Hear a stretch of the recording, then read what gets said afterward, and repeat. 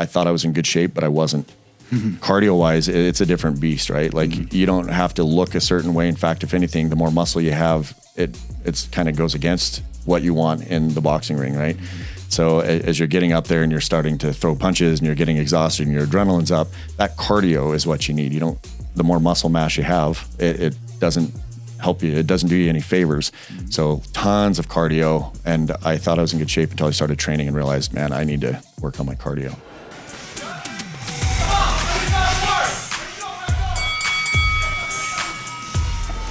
Hey guys, and welcome back to the Legends Boxing Podcast. I'm really excited to be here. I've had the opportunity to get to know this guy a little bit more over the last few months, which has been really awesome. This is Dr. Gannon Ward, and he is the chiropractor and head doctor at Atmosphere Chiropractic and Wellness, correct? That is correct, yeah. Welcome, man. Thanks for being here. Glad to be here. How's your day going so far? It's going, yeah. It's been a busy morning. Yeah. Going to be a busy afternoon, so. Okay. It's good. Good. It's busy. That's good. Busy is good. Busy's better than slow, especially in my profession. So. Exactly. Well, we're going to talk about all of that kind of stuff. I'm really curious to learn more about it. And like the thing now that I've been doing it, I've been there. It's been incredibly beneficial to me. And so Absolutely. Those that are listening, we're going to talk a lot about Atmosphere today and the benefits that come. But I think that the main focus of what I really want to talk about and educate our listeners on is just the benefit of recovery in general. Absolutely. Like I'm those that are watching on YouTube, you can see Gannon is not unfamiliar with the gym. He's in really good shape.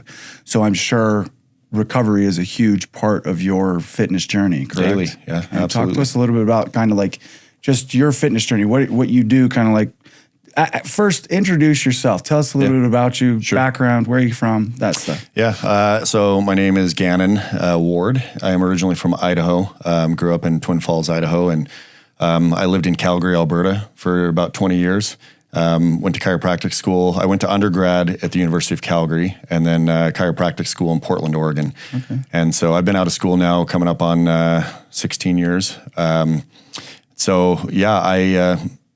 I kind of started, I've always been an athlete. I wrestled, I played football, baseball, ran track, basketball when I was younger. Basically, if you could do it, I did it. I tried it at least at one point in my life. So I've always loved athletics. And then as an adult, aside from golf, I was trying to just be active and proactive. And so it led me into the weight room. And that's, I started lifting weights when I was in probably 9th or 10th grade, just for like football and body development classes that I took in high school.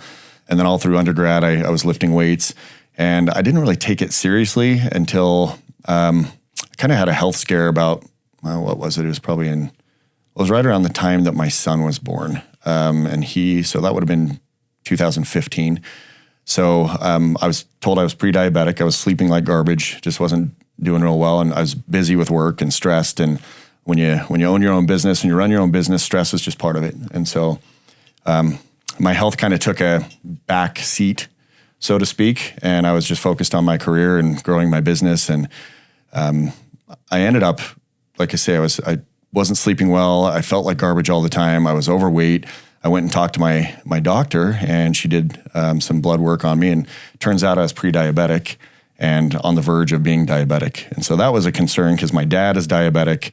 And I just wanted to make sure that I didn't become diabetic. So that was like what sparked my fitness journey. And at that point, I started taking my diet more seriously. I started taking my weights more seriously, my cardio, and I transformed my body. I actually hired a trainer, and I transformed my body in a period of probably a year. Looked like a completely different person, lost 50 pounds. Wow. And that was, including the muscle that I put on as well as the fat that I lost. So pretty significant. I looked like a different person, and decided that I wanted to take it to the next level, and I got into bodybuilding. Wow. And so I started training for a show, again, hired a different trainer and started just pushing and trying to eat properly, eating more than I'd ever eaten before, which is kind of counterintuitive when you're not wanting to gain weight. But in order to put on mass, you have to do that. So I started eating properly. I was lifting 6 days a week. I was doing cardio, and I competed in my first show in 2019, and for a first-time show, I was really pleased. I got a 2nd place and a 4th place. Wow. Happy just to be in the top 5. Awesome. Thank you. And then I met your brother Rob when I moved here to Utah in 2019, and he kind of put the bug in my ear about boxing. And so I did get into boxing for a while there. I was going regularly, and I fought in the executive fight night in 2021. And so, and I still lift weights and I enjoy it. I just, currently I'm not really pushing for a show or anything. I would love to box again, but I'm not sure if I'm going to get in the ring again or not, but I've contemplated it a lot. So that may be in the future. So you've just there's a lot of stuff now that I got questions. I got all sorts of questions now about stuff. So I got this answers. is great. So 2015, you kind of started that journey as changing your life around. Yeah. Okay. During medical school, because you had to go to a lot of medical school to be a chiropractor, right? Did you so it's learn the about the nutrition aspect and what you needed to do with your body and kind of what? Yeah, great question. And to correct that, it's called chiropractic school. Okay. It is specific for chiropractors, though the first 2 years are identical to medical school. Okay. And it would be that way for dentistry, optometry, podiatry, any of them. That's all the same basic science courses that you take. And then where they start focusing on pharmaceuticals, we start focusing on manual therapies, manipulation, and really heavy in anatomy and x-ray, radiography, MRI, that kind of stuff. So, but yes, that was essentially, what was your question? I'm sorry. Does medical or the school that you went through, did you learn a lot about nutrition going through that? I did. And we have a couple of nutrition courses that are required as part of our program for chiropractic school. And so I did. I learned a fair amount, but, at the time, I would say I wasn't as interested in it. Okay. And so I'm wishing that I could take those courses now with the knowledge that I have that I've gained from bodybuilding and coaching a little bit with some clients just in the last, 5 years or whatever it's been, 8 years. I wish that I could now go with this knowledge that I have now and go back and take those courses again, because I'm sure they'd be invaluable to me. So, but yeah, I did learn a fair amount in those classes, but to gain, those classes were more geared toward health in general, nutrition, what to eat, what not to eat. It's different knowing how to build muscle and how to what it requires to slim down, but also put on muscle. It's a science in order to actually get into serious competing with bodybuilding. Oh, yeah. So I didn't learn that stuff in chiropractic school. Well, that stuff, it's more, a lot of lines, it's someone who's done it before, a lot of research, process of elimination, kind of, I would imagine, finding your metabolic type. Those are, I think in my opinion, I think nutrition, it's not a perfect science, and I think that it is different for every single individual, and the scenarios of their lives and that kinds of stuff. I think that genetics plays a lot to do with it as well. Hormones. But I think that the essential importance of nutrition when it comes to anything that we do, we need to find that correct nutrition plan. So talk to us a little bit about because I know there's myself, if I go have my A1Cs checked right now, I guarantee you a doctor is going to tell me I'm pre-diabetic. And so talk to us a little bit about kind of that journey. What did you go through to reverse that, right? How did you get that where now your blood's saying, nah, you're good? Well, and a huge part of that was losing the excess fat that I had, because I was, like I say, I lost 50 pounds and most of that was fat. I don't know the exact body fat percentage. At the time, I wasn't really paying attention to that. But losing that excess body fat around my organs and everything, without question, was a huge part of what kind of regulated my blood sugar levels. But the primary thing was cutting out processed foods, simple carbohydrates, basically anything that you can get in the middle of the grocery store, any of the pre-made stuff. Usually, in general, those things aren't super healthy for you. They're higher carbohydrates, which simple carbohydrates, your body's going to break down and use that energy instantly, and whatever's left over, it's going to go right to your fat cells. So a big part of that was kind of shopping on the outsides of the grocery store, as we say, the fresh, eating more vegetables, eating more meat, eggs, egg whites, trying to keep my diet more fresh, almost like a paleo type diet, where it's, if it didn't exist 1,000 years ago, you don't eat it, kind of thing. And I would say that actually is probably primarily responsible for bringing my blood levels back in check. Just not eating garbage, because I used to eat, I'd eat ice cream and pizza and, everything. Have my kids over. We had a tradition every Friday night when I'd get my kids after my divorce. We would have pizza and cookies every Friday night. That was just what we did. And so sounds like a great Friday. It was a good tradition. My kids we talked about it this summer actually, so they still remember that. But just getting rid of some of those, quick Eggo waffles and things that are just pre-made that you just pop in the oven that are quick and easy, and those things aren't always the healthiest. So getting away from that and focusing more on fresh foods, and I do a ton of protein shakes and things that are quick and easy, but not necessarily pre-made. Right. That made a big difference. Yeah, no, I'm glad that you mentioned that. There's something that as through my years of, the fitness industry and my journey with nutrition, something I always tell people is if it comes in a box, it's bad for you. Yeah, in general. Yeah, like if it's in a box, generally, stay away from it, right? Yeah. And so that's good advice. That's really good things, easy things that people can follow. So for those who are listening, when you're going through a nutrition journey, if you're trying to change some different things, maybe just switching a couple of things here and there, how you're eating your breakfast, maybe take the cereal and switch it with some eggs or something like that, and you'll see such massive differences. So I'm sure as you were going through that journey of changing your A1Cs, getting yourself from pre-diabetic to good blood flow, that's kind of probably what sparked that interest in let's see how much further we can go, right? For sure. Okay, so the first thing was bulking, right? Yeah. Okay, so talk to people a little bit about, for people who are interested in that, right? Yeah. And you've been there. Well, you're exactly right. And one comment I wanted to say was that I follow a guy named Dr. Lane Norton. I think it's Bio Lane on Instagram, but he's got umpteen million followers, one of those guys that's just got a ton of people that follow him, but it's a real hard science guy. And he actually says with nutrition, like all things in moderation, So just as a caveat, I do still eat ice cream occasionally. I do still have pizza occasionally. It's not like I only eat those lean things. But in general, especially as you're cutting, you do want to be very, very strict on your diet. And so I don't eat any of that garbage when I'm cutting for a stage, like for a competition.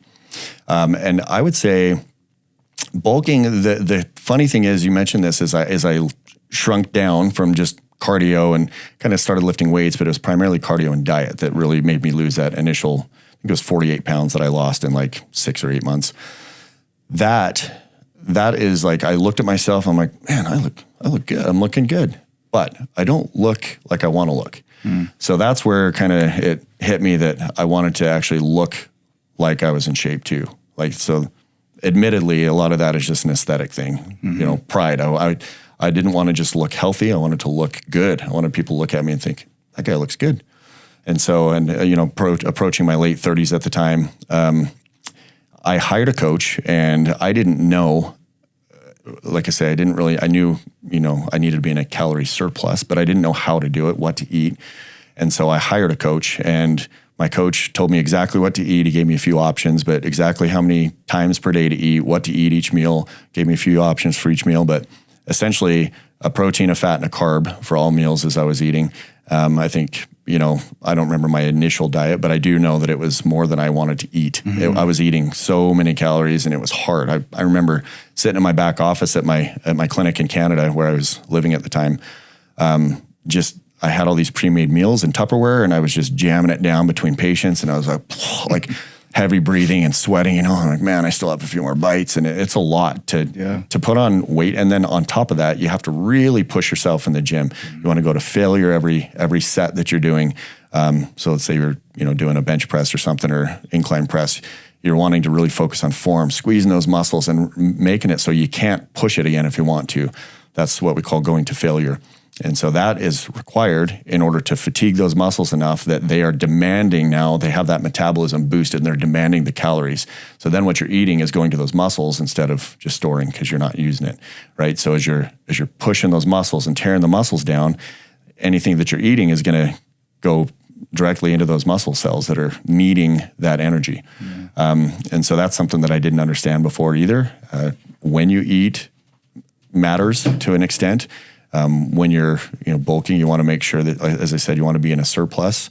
You want to make sure you're eating enough protein. Muscles are made of protein, right? That's why all the high protein foods are things like meat, fish and chicken and beef and any of those other meats that you're eating, that's almost strictly protein, a little bit of fat in it. But those are what you make muscles out of, right? Muscles are made from muscles. So you got to eat a lot of protein. And I wasn't prior to that eating hardly any protein. And I think if you look at most people's diet, especially in Western society, most people are just eating carbs and very little protein, if any. But all those boxed foods that we were talking about, those processed are processed carbs, all the preservatives that are fats keeping everything you from got it, man. getting moldy and all this other kinds of stuff. Like we're not going to need to embalm ourselves when we're dead. We have so much exactly. preservatives keeping ourselves nice and good looking. Yeah. So now, okay, like this is great. So we've gone. When did you? So you met Rob and Legends, and everybody's been following the podcast. You guys know Rob. So that sparked your interest in a boxing match? Like just Rob did, or like you saw it before and then you're like, let's do this? Well, that's a good question. So I've hit a heavy bag. I had hit a heavy bag several times, I'd say maybe 10 or 15 times in my life. So I had done workouts just without any training of any kind. I'd never been to a class that was organized, taught by somebody that knew what they were doing. It was just, you could pick up the mitts and that were laying by the gym thing and hit the heavy bag if you wanted, right? So I did that a few times. So I knew that it was a good cardio workout, but I didn't have any technique. I didn't know anything about it. And then, fast forward, I met Rob. I think it was 2019. It might have been early 2020, but I met Rob. He and I became good friends almost instantly, just kind of clicked. And he's still to this day one of my best friends in the world. And he was talking about the EFN, and I just kind of at a party or something, we were just chatting about it. And I was talking with him about my past with wrestling and being athletic. And he's like, you should try it. Have you ever tried boxing? I was like, no. He's like, you should do it. You should try it. He's like, I think you'd be great at it. And I could get you a fight. And I was like, so then I was kind of like at the time thinking, yeah, probably not. And then it kind of, the more I thought about it, I was like, that would be fun to learn a new skill and step in the ring, something, challenge myself. That's one thing that as an adult, I've always, pushed myself is I really like to have goals and things to work toward. And that's part of the reason I compete. It's not because I feel like I want to earn a pro card for bodybuilding. I don't really have any desire to do that. It's not my passion. My passion is growing my business and spending time with my kids. And it's more that I need time to do something that's going to give me results, or else I get lazy. So I have to focus on something. And if I have something coming up in 6 months or a year or whatever, then I know that I've got a target in mind and I need to start working toward that. So the more I thought about my conversation with Rob, I was thinking, maybe I should try boxing. I was looking into Brazilian jiu-jitsu as well. And I've always kind of had janky shoulders. So I've dislocated both of them a couple times. And from my understanding, jiu-jitsu, I've never done a class, but it's a lot of shoulder holds, like arm holds and things that I just worry that my shoulders wouldn't be able to handle jiu-jitsu as much as I'd love to try it out.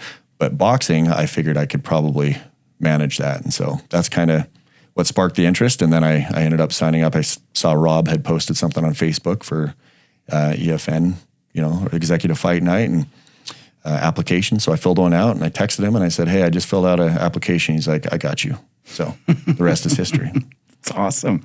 It's awesome. So I imagine that the training for a bodybuilding show versus a boxing match was complete, like apples to oranges, right? Yeah. Yeah. So the one thing I will say is I looked great. I had just competed a year before, but when I started training, and I always maintain, somewhere around 10% body fat.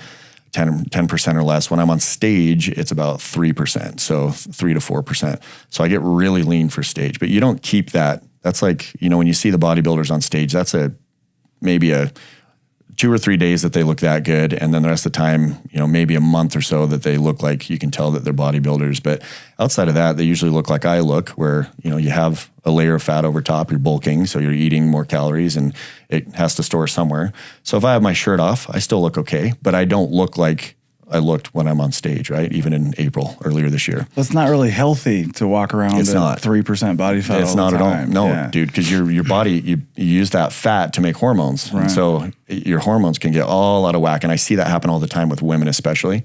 They get super lean for the stage, and women need more body fat than men need in order to create hormones. So it starts messing with emotions and health and skin and all sorts of stuff. Well, that's where supplementation comes in, and having to properly supplement hormones, properly supplement vitamins that are getting depleted as you're working. So yeah, I mean, I think like you nailed it when you said I hired a coach. I hired somebody that knew what they were doing. They knew how to walk me through. They wrote me a roadmap to just follow step by step. Recipe. So like that's the same kind of, like that's kind of where I'm going with the Legends, right? Like now you're prepping yourself to get into a boxing ring, so you don't want to go run marathons, right? Like I don't want to go start shooting archery to learn how to get into a boxing ring. You want to get a coach who knows what they're doing, gets you prepared, writes you that roadmap. So what was recovery, I'm sure, was a huge part of that training. Like 9 weeks is usually what we do for EFNs. So during that time so like we're going to talk about Atmosphere, and I really want to learn a lot about all of the different modalities that they offer. But did you have that at your availability during that time? No. Yes and no? Okay. Yeah. So at the time I was working with another chiropractor, and we had massage therapists that worked for us. And so I would get adjusted regularly. And I was also getting massage at least once a week. And sometimes more than that, because my shoulders, like I say, were bugging me. And the main difference, what I was going to say is I thought I was in good shape, but I wasn't. Cardio-wise, it's a different beast, right? Like you don't have to look a certain way. In fact, if anything, the more muscle you have, it's kind of goes against what you want in the boxing ring, right? So as you're getting up there and you're starting to throw punches and you're getting exhausted and your adrenaline's up, that cardio is what you need.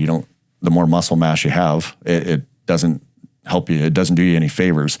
So tons of cardio. And I thought I was in good shape until I started training and realized, man, I need to work on my cardio. And so recovery wise, I was getting adjusted regularly, probably at least once a week, if not more, from my partner at the time at my other clinic there. And then getting massage. Yeah, like I say, especially that last month, I was getting at least once a week. So that made a huge difference for me. I wasn't doing, actually, we did have a red light mat with PEMF, but I would do that maybe once every 2 to 3 weeks or something. So I wasn't doing it what I now know what the recommended guideline is for red light, which is 3 to 5 times per week at about 8 minutes. So I wasn't doing that, but the more you know. Now I know that I should have been. Well, good. See, so, okay. So now I see, I love this. This is segueing things for me already. Okay, so now you were practice prior to Atmosphere. And I know we've said Atmosphere a couple times, guys, and we're going to talk a lot about it. And for those who live in the Utah area, it is very convenient that they have this here. But for those who don't, and you're going to learn a lot about cryotherapy, chiropractic therapy, massage, and red light therapy, which we're going to talk a little bit about all of those. So even if you're not living in the Utah area, after you listen to this, go find a place that you can do this stuff, okay? So you had a practice with a chiropractor partner. Now Atmosphere. How long has Atmosphere been open? So we just actually opened doors February 1st this year. So what is that, 9 months?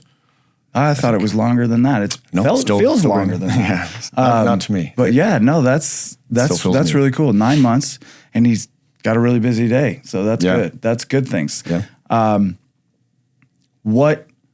So we offer massage. Yeah. Okay? It's a mindful massage that and I've done all of these, listeners, guys that are listening.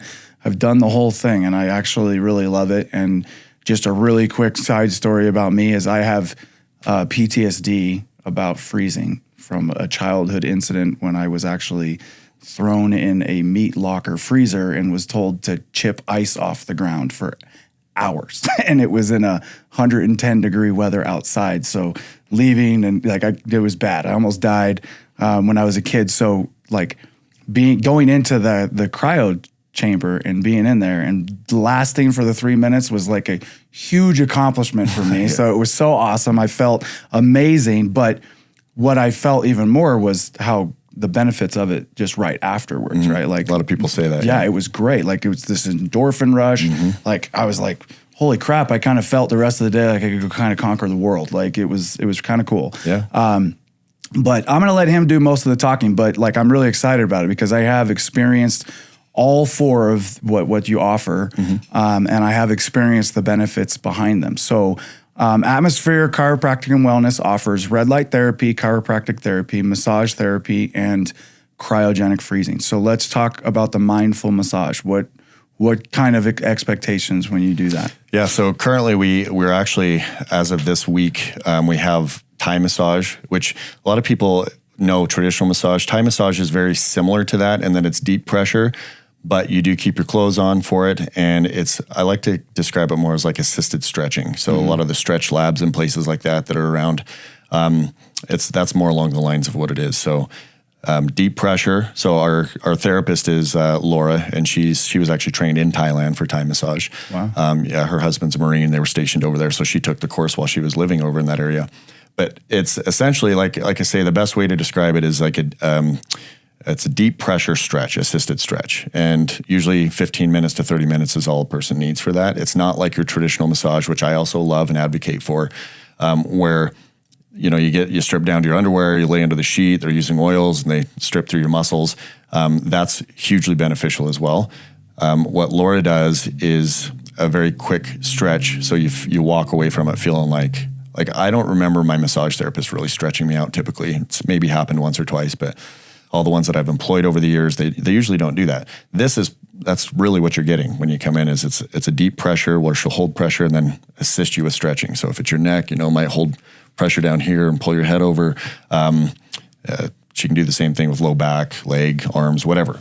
But it's a little bit different. And then when she's not in there, because we can't expect her to work all the hours, and we're just starting this, we also have a zero gravity massage chair that we'll put our patients in, and they sit in that, and it's that feels fantastic. That's what I did. I did that when I came in, and this is kind of funny. People may not know this about me. My wife is a massage therapist. Oh yeah. I hate massages. I've always hated them. I've never enjoyed them. But that like for me, being able to kind of sit there and just kind of relax, go out and not really worry about it, and just have this thing go through this 15-minute thing where I was feeling all the pressure and I was getting everything from my feet all the way up to my neck massaged. It was fine. It was kind of cool. And for me, it's the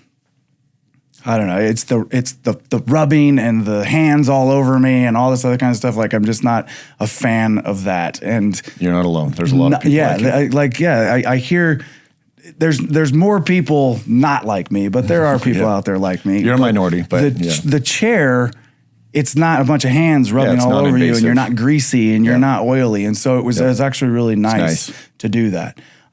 So big benefit. And then red light therapy. Actually, let's talk about red light last, because that's probably I would assume that's like the least understood for most people, right? Like that would be, people are still really learning about red light therapy. So chiropractic therapy, I can tell you guys right now, the first time I came into Gannon, you might remember this, I couldn't really move my neck. Like I was like this the whole time. And it was because I was being a dumbass, and I'm out in the middle of the boxing ring, and I thought that I was still 20, and I started doing breakdancing and doing a bunch of windmills, and it was really cool, but I paid for it for like 2 weeks. Like it was bad. So I go in there and walk out doing this, just with one simple little 5-minute adjustment, done and done. So chiropractic, talk to us about that, really the benefit behind that. And it's totally different than just popping your knuckles, right? Yeah, and really, I mean, we can pop knuckles too. I'm trained in full body, so any joint, essentially, we can mobilize them. But the main benefit, evidence-based benefit for chiropractic, is that we really help with joint mobility. And so quick anatomy lesson is that you have, with the anatomy of your joint, you have bone, and then at the end of the bone is cartilage, and then that's going to articulate or move with the next bone, which has an end plate of cartilage, and then bone. So if you look at your knuckles, for instance, as you're making a fist, and if you move your hands up and down, and as you're moving everything, those bones are sliding on each other, and they're supposed to be able to do that. When you have a joint that's fixated or stuck, those fixations, if it's just for a little bit, it's not that big of a deal. But a lot of times, what'll happen is it'll send, especially in your back, it'll send a message to your brain saying, "Hey, there's an issue here." And so people feel like they feel tight, and they feel like they want to crack it. And so what we're trained to do is find those areas, whether they're hurting or not, that are fixated or stuck, and mobilize them. And so that's just really healthy for the nutrition of the joint, because joints don't have a blood supply to them. They actually, inside those joints is what's called synovial fluid. So they don't have blood pumping inside the joint. It's just those, like I say, the cartilage, where it articulates on each other. It's all wrapped nicely in what's called a ligamentous joint capsule. And then inside there's that synovial fluid. It's almost like a gear oil. And as you move, that gear oil, that synovial fluid, is what gives nutrition to the joint. So it's healthy for a joint to move. And if a joint is fixated or stuck, according to a study in Oxford, University in UK, in the 1990s, 72 hours, so 3 days of immobility, it'll start causing breakdown of that cartilage. So you do want to move joints. So even if something's not hurting somebody when they come in, if I feel it's stuck or stiff, not moving like it should, I'll mobilize it. So how often do you recommend somebody coming in to do regular chiropractor adjustments? Yeah, so one cool thing about Atmosphere is that we're a drop-in, and that we have membership packages that make it affordable to come as much as you want. So I have patients that literally get adjusted every day, and I have patients that will come once a week, and I have patients that will come once a month, and some people will come see me as needed, when they feel like what I like to call a reactive approach, but when they're starting to feel pain, then they'll come see me. I always preach proactive, because the healthiest spines that I see and have seen over the years are people who are fit, who are healthy with either yoga or stretching or weights or whatever, but they're proactive. They're actually moving. Those people tend to be the healthiest, and they're easiest to adjust. And when something goes wrong on them, if something's irritated, I can adjust it. Might take 2 or 3 visits, up to maybe 6, and they're better. And they think I'm great because I fixed them, but really it's just because they're healthy. Whereas patients who are sedentary, don't do anything, they tend to have chronic inflammation, chronic arthritis in their joints, which causes breakdown of the cartilage. They're not going to get the same results as somebody who's proactive. So that's a way of saying you can get adjusted every day, and it's not unhealthy for you. It's actually healthy for your joints to be mobilized. So if something's stiff and it's not moving, we want to move that. So there's no limit as to how much you can do it. That's awesome. But I would recommend at minimum monthly for most people. Monthly? Okay. That's awesome. Okay. I will take that to heart, because I need to go back again anyways. You're always welcome. Cryogenics, again, like my little story. It is an actual freezer that you're standing in. And like the benefits behind that, I know there's a bunch of scientific benefit behind it, but really quick, so we don't spend too much of our time. How often should someone be standing in a cryo chamber? So I make my recommendations based off of science, again, evidence-based science. So according to Dr. Andrew Huberman, who is a professor of neurobiology and ophthalmology at Stanford Medical School, and then he has a podcast called Huberman Labs. He's one of my go-tos that I listen to. And according to the science, the research, it says ideally 11 minutes per week minimum. So not at once, but multiple sessions to get to 11 minutes. And so that's another one of the reasons that we do memberships, so people can come more frequently. It's affordable for them to do that, because ideally you do want to do it more than once a week or every other week. You want to be consistent with it. Okay. That's awesome. That's great.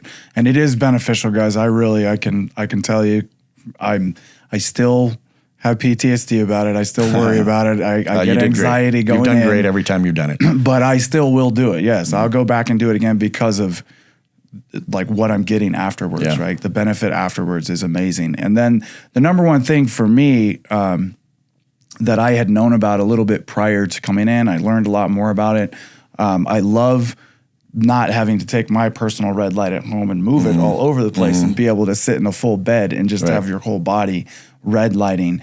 But talk to us a little bit about the benefit of red light, because I know that there's countless benefits to red light. Yeah, there are. I mean, primarily what most people are going to know it for is skin.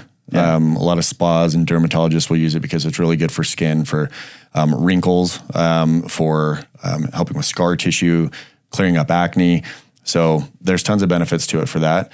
But you're right. There are way more benefits than just skin. So the primary thing is it's really helpful with recovery. And again, according to Dr. Huberman, who is the main reason I credit for having all these things at my clinic, ideally you want to do about 3 to 5 sessions per week. So we'll call that 4 on average, of about 8 minutes each. And so when you're doing that consistently, it actually, again, boosts collagen production. Collagen's in your hair, skin, and nails, but it's also in your ligaments, your tendons, your muscles, your bones, cartilage, it's in everything. So when you do it consistently, it helps boost your natural collagen production, which you start to lose when you turn about 30, starts kind of depleting. which is the reason we get those weekend warrior injuries, tendonitis, things that you don't get when you're 17 or 27 for that matter, that you do get when you're 43, when you're my age. It doesn't take much to feel like you get injured pretty easily. So red light, when you're doing it consistently, not only helps your cells turn over more rapidly, which is one of the other benefits. The red light interacts with the mitochondria of your cell, which optimizes the health and the oxygenation of the cell, but according to research, it helps it turn over 200 to 300 times more rapidly. So it's going to help you heal faster. But then because of the collagen production, and it's a vasodilator, so it increases circulation, it actually helps keep your tissues young and healthy as you age. So that's one of the main benefits that I always tell people. That's the reason I really have it there. Anti-aging, guys. Yeah, absolutely. True story on that.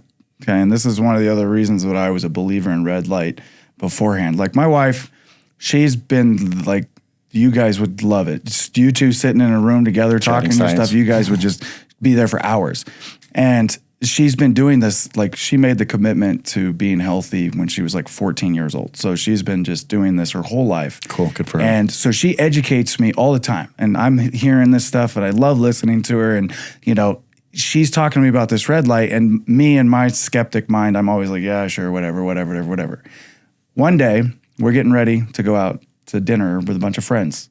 And so she's doing her hair. And like a lot of women, they burn themselves curling their hair with a curling iron. Well, most of the time they burn their neck or something like that, where their hair can cover the rest of the thing. No, she hit her right there underneath her eye. And I mean, just the tiniest little, and you could start to see the blister form. She went in front of the red light and just turned we've got a few different red lights at our house. And she just turned this thing on and just sat there with her face next to it for like 20 minutes. Gone. No blister, no nothing. Wow, that's crazy. We went out that night and she had no indications that she had burnt herself on her face with a curling iron. It was crazy. That is and crazy. From that point on, I was like, all right, I'm sold. Yeah, I was sold. I was totally sold. So Atmosphere Chiropractic Wellness. You guys just learned the benefits behind all four of these. Now, the great thing is, now again, for you guys that are local here to Utah and Utah County, it's located here in Lehi, which is a city in Utah County, right at the point of the mountain. Take advantage of this. They have a first-time special. It's $29.99.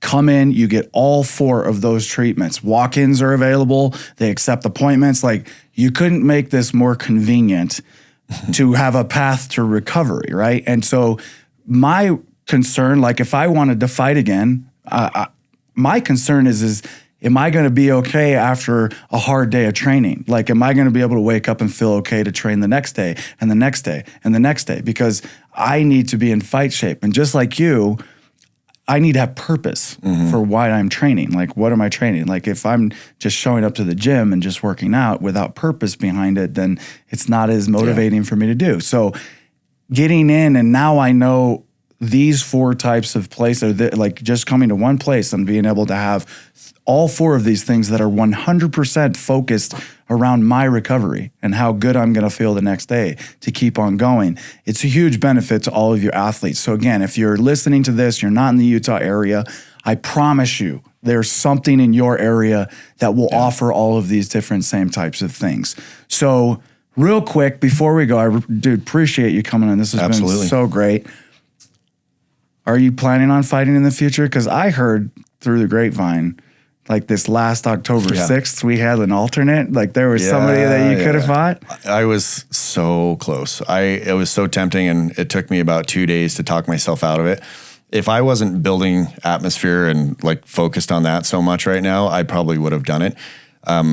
But as I was mentioning, just simply because I was, it's a lot, and I wasn't in cardio shape for it. And I would have been coming in with 4 weeks to train instead of 8 or 9. And so there was that on top of the fact that I'm working all these hours at Atmosphere. I'm the only chiropractor there, and we're open 6 days a week. So I'm there, approximately close to 60 hours, 57-ish. And so between that and then knowing what it takes to train for the fight, because I have fought before, I opted out of that one. But I did tell Rob that it's piqued my interest at potentially fighting next year. So let's go. Let's do it. I'm thinking I'd probably like to do it again. So I'm not going to commit to anything yet, but I'll say it's definitely not out of the question either. So, well, I will take that answer. So rewind. How did your first fight go? Did you win? I did.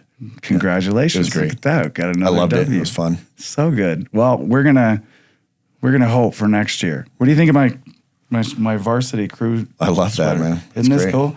These are super comfortable. This is what we're highlighting as our gear in this episode. These are brand new, guys. Pick them up at your local Legends Boxing. This is your crew neck varsity. It's really super comfortable. The fall is here. Winter's actually here in certain parts of the state of Utah right now. We got snowfall last night, so start gearing up. Get your warm clothes on. Get your bundles on.